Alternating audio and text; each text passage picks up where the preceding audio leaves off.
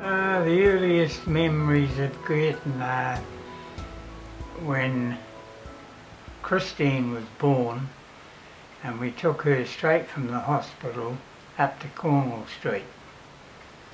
It was quite a time, no money and all that sort of thing, but we got there and made it, and then we moved from there to Simmons Grove, and most of the people, about 30 Christians, went into Cameron Road, and we thought, you know, there's enough now for us to do something out here, so we had a committee meeting round at George Beadley's and decided that we'd put into place plans for a church in Girton.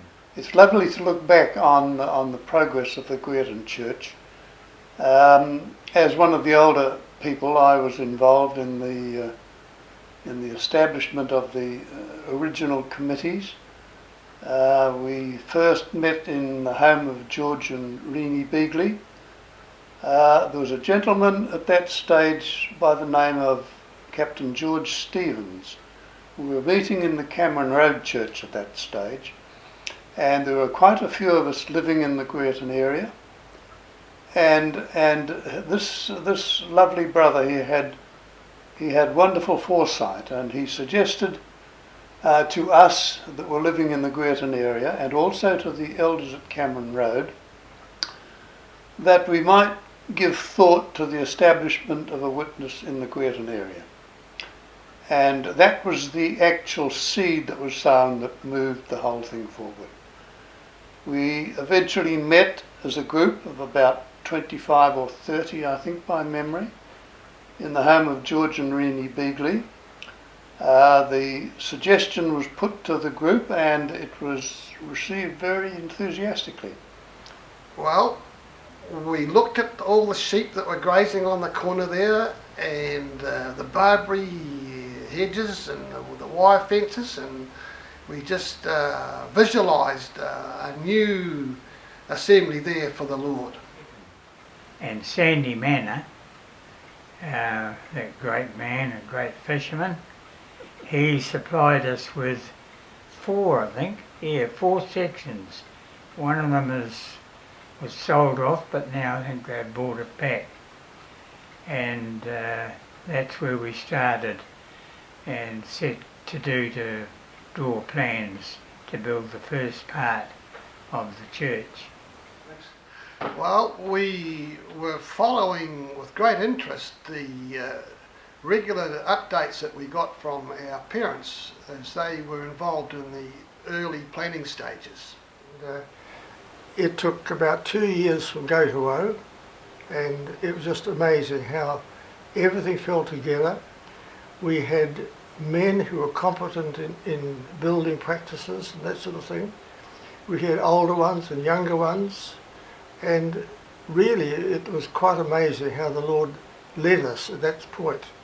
We'd just shifted to Oropi 3 years before, and we used to pass that little farm of Sandy Manors, and never dreaming that there'd be a church there one day. And it was so lovely of Sandy to give that section to the church. We really appreciated his generosity. Various subcommittees were formed to do various investigations and land areas and what have you. One of the committees that was formed was a building committee, and that comprised principally of Alan Hyde and 1 or 2 others. But Alan did a sterling work. As we had made the decision to proceed with the complete project, Alan had foresight in that he drew up the plans on a 2-stage basis. And the 2-stage basis was firstly the construction of a youth hall, kitchen facilities, Sunday school rooms and what have you, and at a later stage building on of the church chapel proper. Where Alan made, I think, a marvellous job of the thing, instead of just drawing the plans to stage 1, he drew the complete plans of stage 1 and stage 2, so that when we looked ahead with the building of stage 2, it would never look like an add-on to stage 1, and the whole project just cemented and came together beautifully. Well, finally, the different ones at that meeting we had at George Beadley's finally decided to build, and I, being a builder, of course, was asked would I draw a plan that would suit the section and it would seat so many people, and also that it would contain a baptistry. There was a finance committee set up, and Sandy Manor, myself, and Ted Salisbury was on the finance committee. A subcommittee of the building committee that was under the auspices of Alan, and we worked in unity. The time came when we had more or less everything put together, and we started the project. And it was basically on a voluntary basis, and it took us 2 years to build stage 1. And that was the beginning. In the planning, most of those in the church and us in the committee, which was Ivan Scott, Mr. Nettingham and myself, decided that we want plenty of room for Sunday school rooms. So we included in the back wall about 6, I think, Sunday school rooms. We included one upstairs at the back of the hall for the Bible class, and these were, really good in those days because they had some good Sunday school times and Bible class times. I have many happy memories of working with Ted Salisbury and George, I can't think of his name, George Rowe, and Bill Rasmussen. We had a lot of fun together building. We didn't put as much time in as we would like to have, but there were working bees, and it was amazing what people accomplished who'd never done any building before. And it was a wonderful experience because I'd never done a job like that in my life before, and I thought this is going to be fun, and it really was. We have many, many happy memories. We had lots of fun, lots of laughter. Sandy Manor on the concrete mixer, he was a gem. And at that stage, he was a little bit older than Doug and I. We were probably in our, late 30s, early 40s. And these other ones were a little bit older, and they just hoed into the job.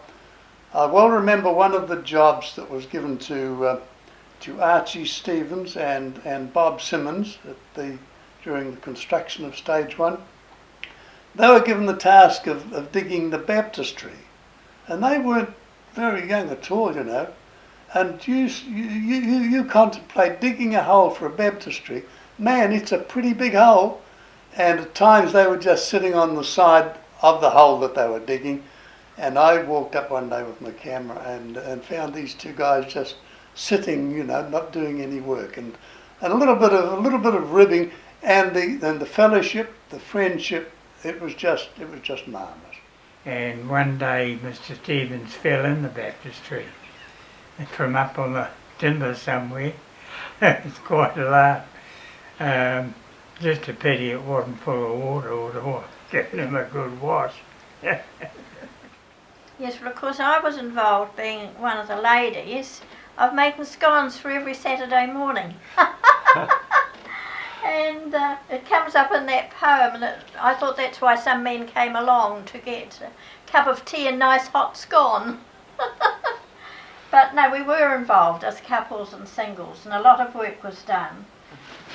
I'd also like to mention John Little and his brothers who had just come out from England. I saw a photo of him and his mate in the paper the other day, aged 92. They were good men, and they worked hard to lay all the blocks and the bricks in that church. Yes, my memories of the actual building was starting to be worked on and to take shape was watching, when I was there at those times, my mother, who regularly took hot scones across to the workers. Our first Sunday morning as a new assembly for the Lord. It was a very special time, of course, and there were about 50 present from my memory of it. At the completion of the stage one, you can envisage it just being a sort of a youth hall, kitchen facilities and a few Sunday school rooms. And the normal procedure during those days, in those early days, the communion table would be set up in the middle of the youth hall area, and all the chairs or the seating arrangements would be on each side. In other words, there'd be four points of the compass where the chairs and the seats would be established, and the communion table would be in the centre. You probably have already you already know about the actual opening ceremony from the point of view of those who took part, and the mayor was present and what have you. But the normal Sunday morning service, we'd all come in and we'd have our various seats, and everybody would sit in their various spot. You wouldn't, today as I understand it, you go into a church and you can sit anywhere. But in those early days, everybody had their particular seating arrangement. The families would come in and they'd sit along there, and other ones would sit in their particular seats, and the communion table in the centre. One of my abiding memories was the need that we had rather quickly to add to the 100 chairs we already had, and so we did that and had them built at the Mount, and they were stacking wooden chairs with steel frames. And then we, as deacons, purchased all the lino tiles to put on the concrete floor. Centre. And the normal service was that we had no music in those days, no drums or what we, the likes of what we have today. And somebody would obviously be moved of the Spirit and give out a hymn. But then, of course, the thing would be who started the singing. And Sandy Manor, he had a lovely voice, always on key, and the church virtually, or the folk virtually, looked to Sandy to start the singing of the hymn. And he did very well. He had a lovely voice, and he was always on key, and that's the way the singing used to go, the hymns. Then there'd probably be a little bit of a break. Somebody might get up and quote a few scriptures, give a little thought or two in view of the scriptures. There could well be a little bit of silence when people meditated and had perhaps their own times of meditation and quiet times. But that was the usual run of things. I think my earliest memories of Brereton was a little concrete brick building on the section that we have here now. It was small, but we had a great rapport there. We had a lovely, vibrant little Sunday school and a rally, and lots of other meetings. We used to have a great missionary interest. The ladies had a very good missionary interest in, and it was just such a homely little place and lovely. Every Sunday, 2 deacons had to climb up into the attic and crouch into the opening, and along with 2 deacons on the ground, we used to lift up all the heavy trestle tables for lunch from the attic and back down again, while children raced and darted about and didn't know that they were dicing with death just inches away. The breaking of bread, on most occasions there would be ministry from the word, and that would be not by arrangement, that would be by the moving of the Spirit. Some brother would get up and minister the word. Then we'd have the communion, the normal communion, or in those days called it the breaking of bread. Today it's the communion service, but they were, and we've come a long way since those days. They were relatively formal, relatively, I'm not going to use the word rigid, but relatively formal, and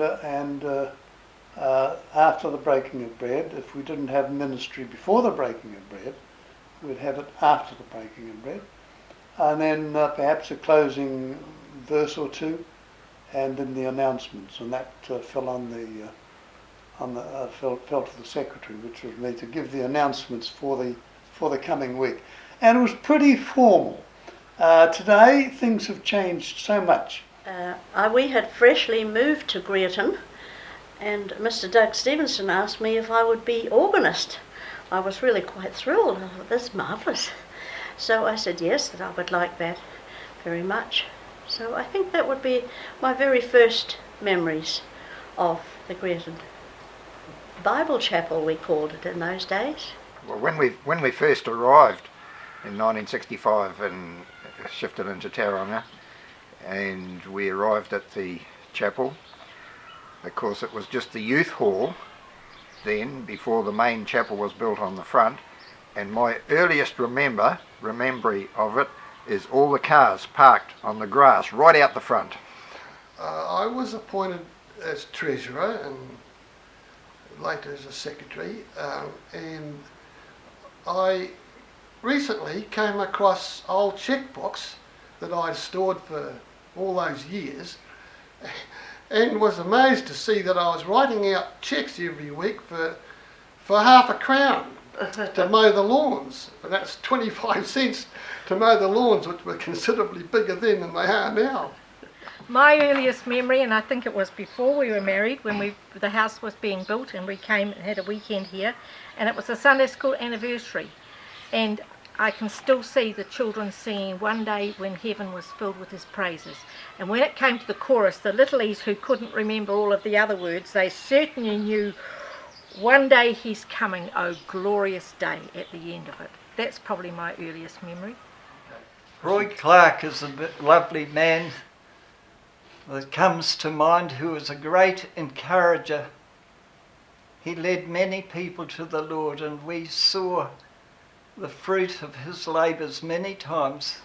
Mr. Arch Stevens, that's Lex's father, was at the chapel, and also dear Mr. Simmons, he was actually my neighbour.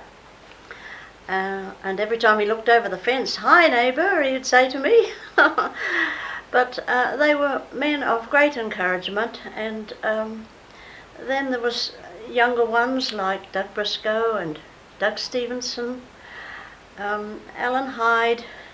Those men worked wonderfully well in the assembly, and were an encouragement to me anyway. I thought they were just fine. Arch Stevens, he's Lex Stevens' father. He and his wife were a great couple.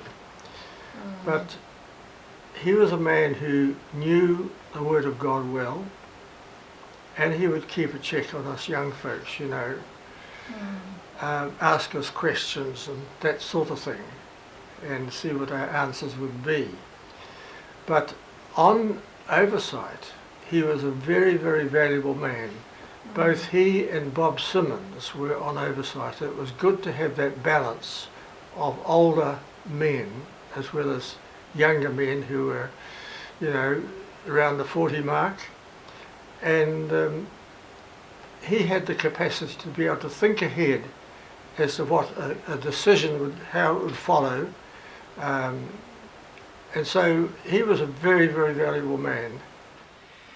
One of the most encouraging men to me, because I was always interested in the gospel, was George Beadley.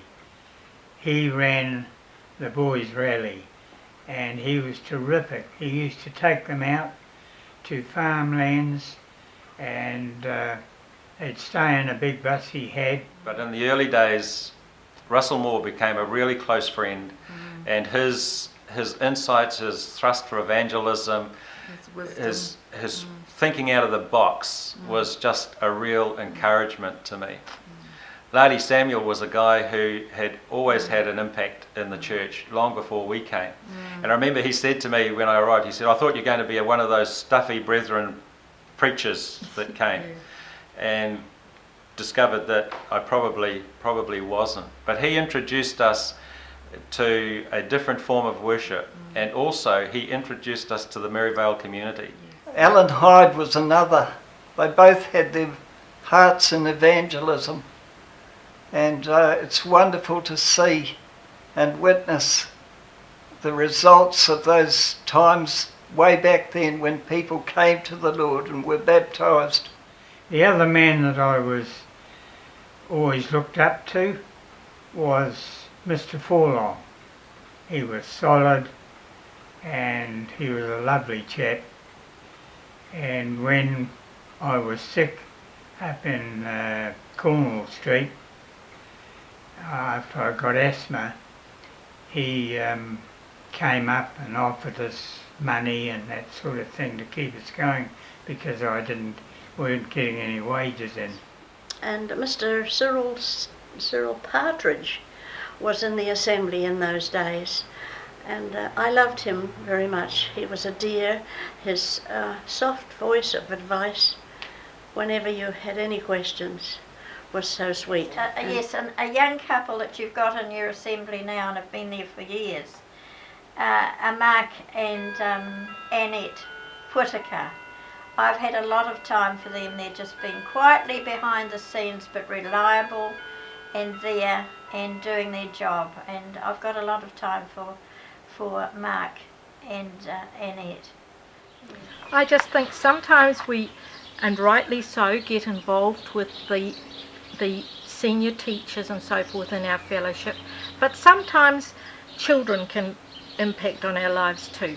And there was a little girl called Meryl who used to come with her mum and dad, and Meryl had life struggles because of the impediments that she had in her life, but her little life just shone. She welcomed everybody when they came to church, and I remember when she was baptised in her early teens, as she came out of the water, she lifted her hand and said, "Thank you, Lord," and I don't think there was a dry eye in the whole fellowship. Greerton Chapel has been my home for 50 years now, and I have loved every moment of it. I've enjoyed the fellowship with other Christians, and it's been a real family group together, and we've laughed together, we've cried together, good times and bad times, but they've all been sweet in the end. Along with our Lord himself, our lives have literally revolved around the Greerton Assembly, and twice a day I implore the Lord as the head of our church to protect us from Satan. And I can remember going to an evangelical meeting with my mother. I guess I was about 10, just a little fellow. And at the end of the service, and I can't remember, and I haven't got a clue what the service was about, but at the end of the service, the evangelist or the minister, whoever he might have been, he made an appeal after the singing of a hymn. And we were standing, and I was standing beside my mother. And I will remember that something said to me, "Doug, you should go out. Doug, you should go out." And I can remember vividly that feeling that came over me. And I turned and I looked up to my mother, and she was unmoved. She never moved. We never had eye contact. And I was feeling this thought, "Doug, you should go out." On the other side of the aisle, there was a woman sitting there or standing there, and she turned round, and without hesitation she walked over to me and she bent down, and I was a little boy at 10, and she says, "Sonny, would you like to go out?" And that thrilled my heart, and I went out that night and I accepted the Lord as my Saviour. Yes, one thing we decided to do was have a prayer meeting every morning at about 7 o'clock. We carried that on for about 8 years, and it was very effective. we had quite a few people get converted in the first stage of the church. When we had Red Harper, a few got converted, some farmers got converted from up where Ivan Scott lived. Well, as far as I'm concerned, I was fortunate in being brought up and well taught in the scriptures. But the event that I would comment on was the coming of Dr. Pentecost from America. And in fact, he and his wife stayed with us while he did the Sermon on the Mount at Greaton. And he was a guy who just stand up and speak. There was no notes or anything like that. He had just a marvellous knowledge of the scriptures, a much deeper knowledge of the scriptures. And so what he had to say to us built on what we had already learned and gave us a clearer understanding. And of course he came out several times to New Zealand, I think 3 in all, and spoke at various places and at Tota Springs. Yeah. And he made quite a very big impact on my life as far as Bible study was concerned. I will recall the time that some of the saints were paying passengers on a boat fishing in rough waters near Mare Island.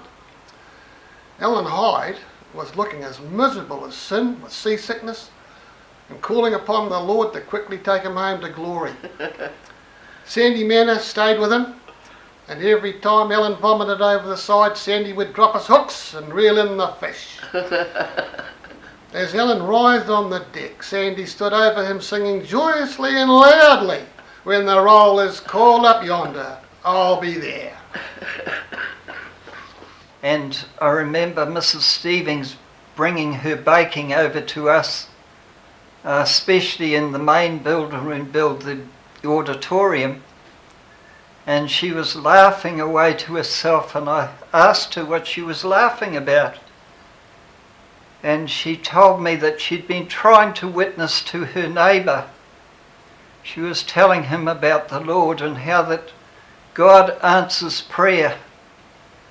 And the neighbour popped up over the fence that morning and said, "God certainly answers prayer, Mrs. Stevens. I prayed that my horse would come in first and I won a lot of money." Okay, we always have lots of fun here at GBC, but one of the funniest things I think that I've ever sort of been part of was when we were baptising James, our youngest, and I didn't have a lot of faith in the electrical heating side of it, so I came in on Thursday and filled up the baptism pool and turned the heating on, and that was fine and that was cool. And then on Sunday morning we opened the lids up and this big waft of steam came up, and I thought, oh god, it's nice and warm, that's cool. And we did our baptism thing and we were about to go into the pool, and it was really hot. It was so hot.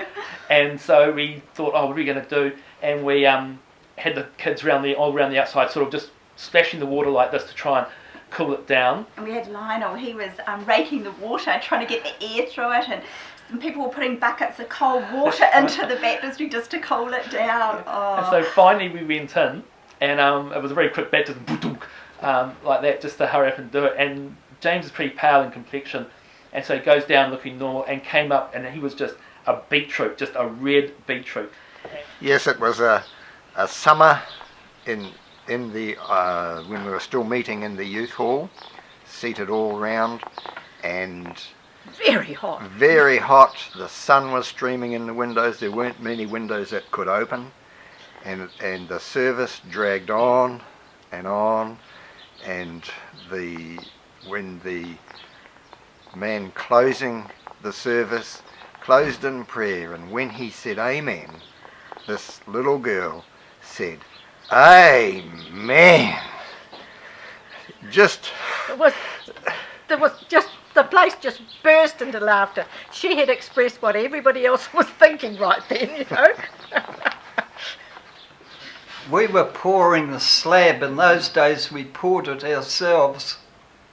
And Bert Nettlingham decided that we should have the float, the power float, to float the concrete off. So he asked me if I would collect the float from Jack Jones over at the Mount turn off. So I loaded the float on, and we came back, and Bert said, "I'll do the job," and he said to, and it got away from him, and it went round and round and round flat out, and he couldn't stop it, he couldn't do a thing, and somebody grabbed a rake and finally caught it.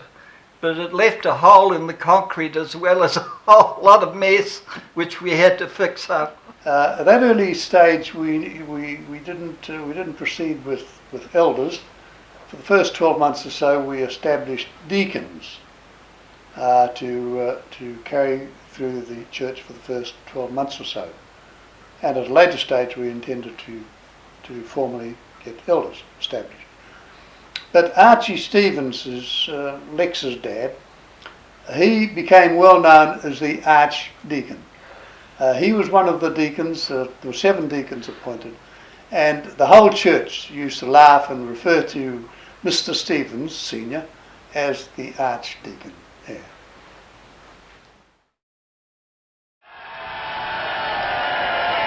Brereton Bible Church in Tauranga is spending Sunday mornings for the next few weeks screening each of the All Black tests. 2005 was going to be the Grand Slam tour of the UK. Great event for us to get involved in as a church, we thought. So we thought we'd run the games on the Sunday mornings and invite people in. The elders were a little bit uncertain about that to start off with. What would we do for church? We decided we'd do that on Friday. That was a little bit iffy, never been done before, so we did. But we managed, after several time extensions to finalise it, to be able to say, yes, we're going to do it. And Mike Shadbolt wrote a press release that said, we'll put this out to the papers, and from there it just went viral. And we had phone calls, people wanting to come in. It was front page news on the Bay of Plenty Times, the New Zealand Herald and the Otago Daily Times within about 2 days.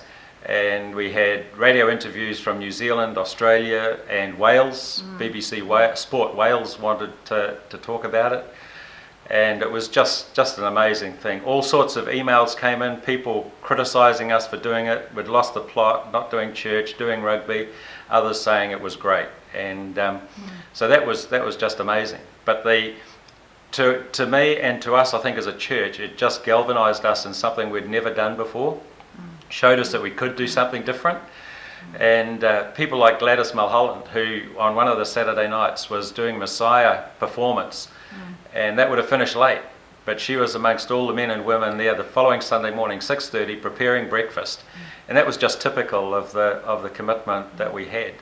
And to have had 4 Sunday mornings where we really had good opportunities to share the gospel with people was just amazing. And I don't think we'd experienced anything like that before in my time at GBC. And it just created a whole new thing. In fact, even now, I go to places and people talk about Brereton Bible Church doing the rugby. Oh, you're the rugby pastor, or that was the rugby church. And so it was just amazing. After a big night of fireworks and of course the All Blacks game early this morning, there would have been plenty of bleary-eyed people around the country. Rugby is often described as religion for many New Zealanders. Well, now a church has come up with a novel way to attract more followers. Brereton Bible Church in Tauranga is spending Sunday mornings for the next few weeks screening each of the All Black tests. We've got more people from the community here today than what we would normally get. It looks like about the same sized crowd that we would have on a normal Sunday, but the makeup of it is considerably different. Their regular church service will be on Friday night, and the touring team can be assured of a few extra prayers going there. The great thing about it was the speakers who came. We were able to get all present or past players, All Blacks. And Ian Foster, who was the Chiefs coach at that point, he kicked it off, and he really shared about rugby and put his faith in the midst of that. Grant McCoy, who was the second 5'8" for the Steamers, came, and he did reverse that, and he did shared his faith and what being a Christian meant to him, and put his rugby experience around that. Yeah. And then Timutanga Loa came, and he shared the gospel with people and did it probably along the lines of Campus Crusade for Christ, and had people fill out a card, and there were 3 people that had indicated on that day that they had prayed the prayer to receive Christ. And then Ronnie Clark was the last one, and he came and he just did a very gentle summation of faith and rugby and the importance of both, and in his own very gentle way just brought it all to a great climax.